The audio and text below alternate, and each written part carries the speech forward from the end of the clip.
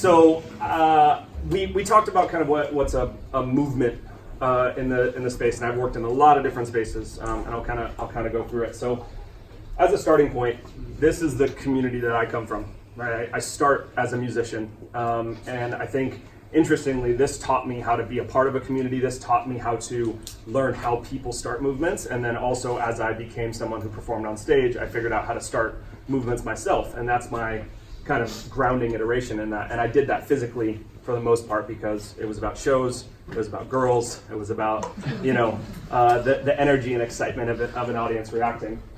And then I went and studied this, and I figured out how to create media to have the same effect in moving the community. So I studied how to produce records, and then all of a sudden the record industry fell apart, and I said, okay, what am I going to do to continue on this path that I've sort of been developing?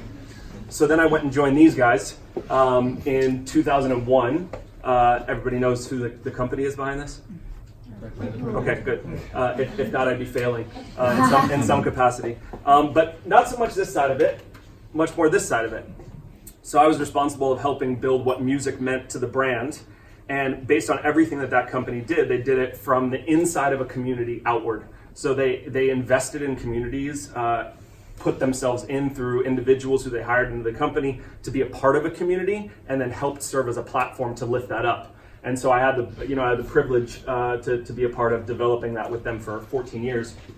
And then I got a phone call from these guys saying, we have a pretty big growing community. How do we take what you've figured out how to do in the physical space and translate that to our digital audience? And their community looks like this.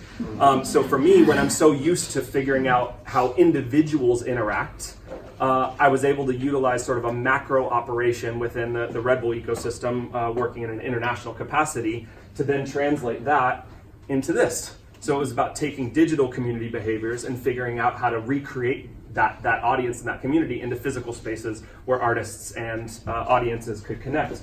And obviously it looked like this, and these are really great campaigns where it's that intersection of the digital and the physical, where we have data and stats and things that connect the dots between it. So today we're kind of talking a bit about festivals just as one sort of snapshot, and I think it's a very interesting movement because we're right now at the 50th anniversary of Woodstock, right?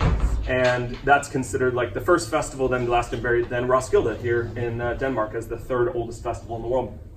And when we talk about what's happening in the festival landscape, it's incredible because there are more festivals than ever, and there's more attendance than ever. So how is that sustained?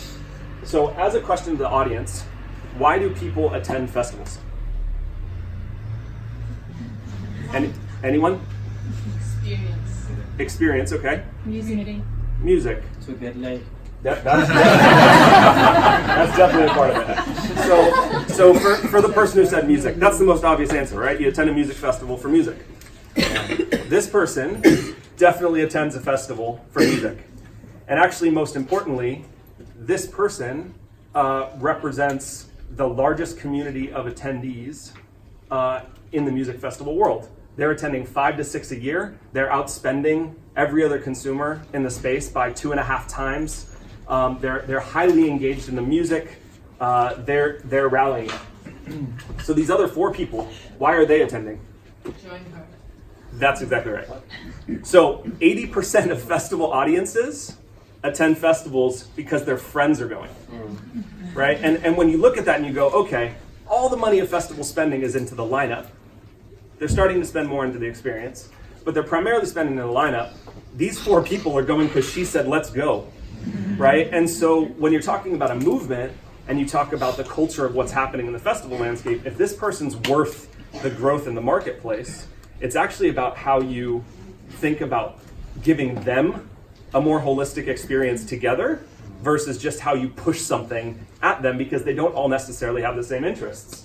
So from my business perspective, it was quite interesting because I looked at Red Bull's landscape, and most of you guys have probably been to music festivals. Red Bull's quite present. I mean, I managed a global budget of like €9.5 million about Red Bull's festival strategy globally. And I took research in, and I kind of looked at some of this information, and I followed that up with further insights from festivals and partners.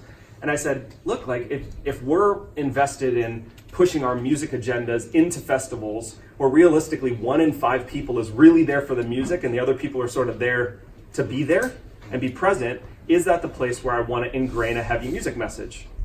And the answer was very clearly no.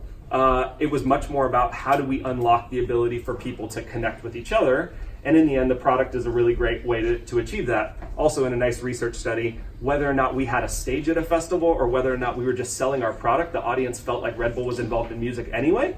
So as a supplementary strategy, it was to say, okay, music festivals represent the engagement for that community. How do we not take our marketing resources and put them into a festival where people are already going? And instead, how do we supplement that with other activity in the marketplace that allows that one person audience to connect, with this thing that's really passionate for them, and then engage other people in a story that connects with the brand, right? So it was more efficient use of marketing spend, and it was the ability to take a community and give them an experience in a more holistic environment that they're already spending time, and then create new experiences for people to engage in the music that they actually want to spend time on.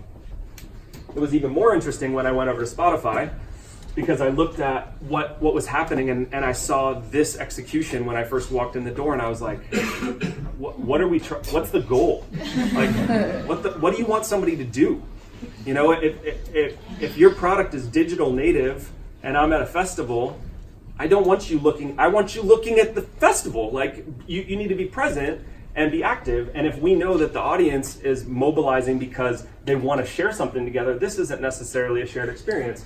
So how do you remove Spotify as a barrier to accessing the experience that you want to do, and instead try and create platforms that allow you to engage more deeply with the artists and the music, because that's Spotify's responsibility, and to give you a better experience as a user. So I said, all right, cool. How do we allow users within festival apps, every festival app, to sign in advance, understand which of their friends share listening behaviors so that they can share those shows and attend those things together? And how do they then enhance their experience at a festival together because they know what music they've already listened to or what aligns with their listening tastes and behaviors? This becomes a much more scalable resource for people to try and connect. So it was much more about trying to remove the brand or the business from that experience where these people are trying to connect. But what both of these platforms actually did much more was it enriched that one person who is leading the journey, because that one person who is driving their other 4 fans to attend, we found was a higher listener on Spotify. So now they were utilizing that to discover music 363 other days of the year, and then the 3 days at the festival. I don't think that math adds up. The 2 days, if I'm going correctly, they're utilizing their experience through discovering music through the rest of the year to help inform the decision that then they're sharing with their friends, and then we can see the behavior of them and their friends because they're signed in through the app, continuing following the festival and engaging with different artists and things like that. So I think as you look at shareability, especially in the social landscape from festivals today, it's a really interesting thing because this is the story that's being told. Yes, there's a photo of an artist on stage, but that's sort of social currency. It's about saying that I was there, but it's not necessarily creating a memory, right? This is the stuff that's creating memories. This is the stuff that recycles back up for people, talking about what their experience was at a festival. So it is worth just thinking about that this is actually the movement that's happening in the festival landscape.